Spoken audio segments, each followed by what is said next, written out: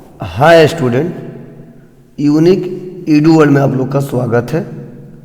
और आज की वीडियो में हम लोग सीखने वाले हैं, समझने वाले हैं और जानने वाले हैं कि टैली में क्लोजिंग स्टॉक की एंट्री कैसे पास की जाती है और ये क्लोजिंग स्टॉक की एंट्री क्या होता है और कैसे किया जाता है, वो मैं इस वीडियो में एक एक करके आपको स्टेप बाय स्टेप पढ़ाने वाला हूँ, समझाने वाला हूँ और बताने वाला हूँ।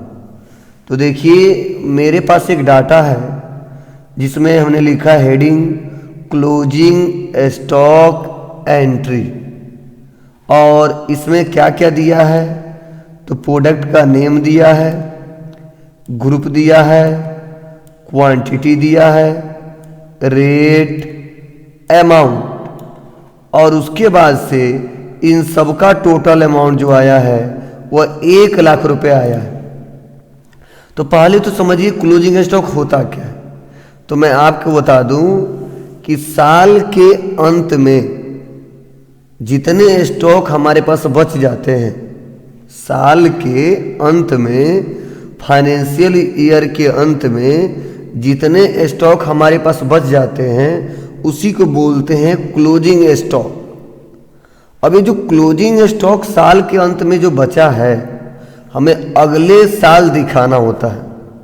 तो जब अगले साल दिखाना होता है तो इस क्लोजिंग को अगले साल हमको ओपनिंग में दिखाना होता है और उसी एंट्री को बोलते हैं क्लोजिंग स्टॉक एंट्री। जैसे देखो, ये जो मेरा कंपनी है, क्लोजिंग स्टॉक एंट्री के नाम से हमने कंपनी बना दिया है। और गेटवे टैली में, और जब मैं समरी में आता हूँ तो देखिए इस समय मेरे पास एक भी कोई प्रोडक्ट नहीं है, एक भी रुपये का कोई प्रोडक्ट नहीं है। लेकिन अब इस साल जो पिछले साल जो बचा है, देखिए क्लोजिंग बैलेंस यहाँ पे क्या बता रहा है, क्वांटिटी भी कुछ नहीं बता रहा है, रेट भी कुछ नहीं बता रहा है, वैल्यू में भी कुछ नहीं बता रहा है। क्यों? क्योंकि हमने रिकॉर्ड ही नहीं किया है। अब हम रिकॉर्ड करना चाहते हैं, तो रिकॉर्ड कैसे करेंगे? तो चलिए हम एक एक करके स्टेप बाय स्टेप सीखते हैं, समझते हैं और जानते हैं। तो इसके लिए तो हम बैक आते हैं और एंट्री पास करते हैं। तो मैं आपको बता दूं, जब भी आइटम से रिलेटेड कोई काम करना होता है तो मैंने शुरू से ही बताते आया हूं कि उसके लिए कहाँ जाएंगे, तो सीधा क्रिएट में आएंगे। तो हम आ जाते हैं क्रिएट में, और क्रिएट में आने के बाद से क्या करेंगे, स्टॉक से रिलेटेड काम करना है।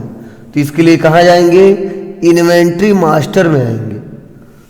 और इन्वेंट्री मास्टर में करना क्या है, स्टॉक आइटम क्रिएट करना है। तो देखिए यही तो ऑप्शन दिया स्टॉक आइटम, तो स्टॉक आइटम पे क्लिक करेंगे।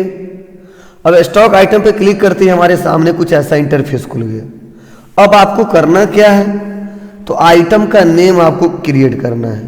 तो पहला आइटम हुआ है एसर लैपटॉप। तो हमने टाइप किया एसर लैपटॉप, इंटर बटन दबाया, इंटर बटन दबाया, इंटर बटन दबाया। अब पूछ रहा अंडर ग्रुप यह है क्या, तो मैं आपको बता दूं एसर लैपटॉप, चाहे किसी भी कंपनी के लैपटॉप होंगे वो सब अंडर ग्रुप लैपटॉप ही होगा। तो इसीलिए अल्ट के साथ सीधा दबाएंगे और यहाँ पे ग्रुप बना लेंगे लैपटॉप, इंटर बटन दबाएंगे, अंडर ग्रुप प्राइमरी ही रहेगा। अभी जीएसटी से रिलेटेड कोई काम हमको नहीं करना है, इसलिए कंट्रोल के साथ ए करके एक्सेप्ट कर देंगे। कैटेगरी नॉट एप्लीकेबल रखते हैं।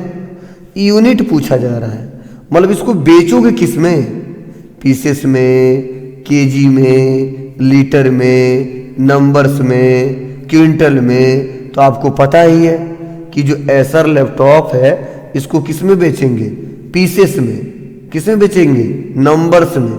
इसीलिए एक यूनिट बनाएंगे, तो अल्ट के साथ सी दबाएंगे और लिखेंगे पीसीएस, पीसेस, इंटर दबाएंगे, इंटर बटन दबाएंगे, यूनिट क्वांटिटी कोड लिखेंगे पीसेस, और जैसे पीसेस लिखेंगे हमारे सामने पीसेस आ गया, इंटर बटन दबाएंगे। अगला पूछ रहा है number of decimal places. Number of decimal places क्या होता है?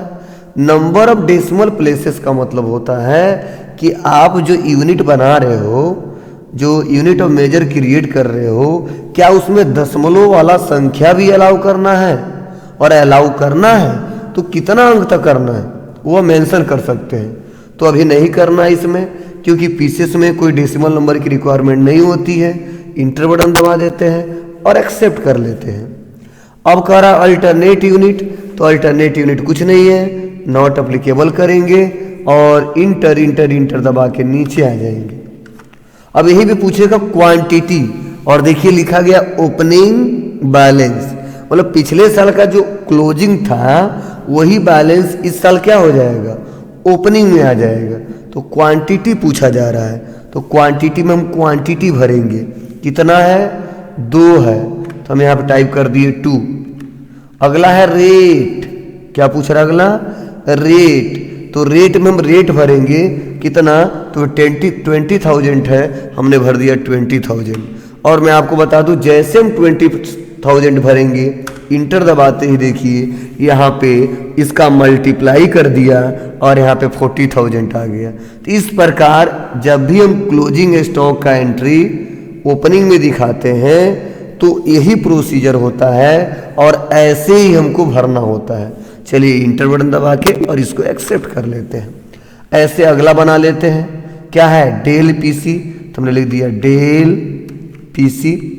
इंटर बटन दबा देते हैं। अंडर ग्रुप मान लो पीसी है तो लिख दिया पीसी, कंट्रोल के साथ ए कर देते हैं। यूनिट में पीसेस कर देते हैं, नॉट अप्लीकेबल करते हैं। इंटर इंटर दबा के क्वांटिटी पूछ रहा है, 5 क्वांटिटी है 5 भर देते हैं। रेट 6000 है, हमने 6000 भर दिया। देखिए 30,000 अपने आप आ गया। इंटर बटन दबाएंगे और एक्सेप्ट कर देंगे। फिर से अगला क्या है, लेनोवो कीबोर्ड, तो हम लिखेंगे लेनोवो कीबोर्ड और इंटर दबाएंगे।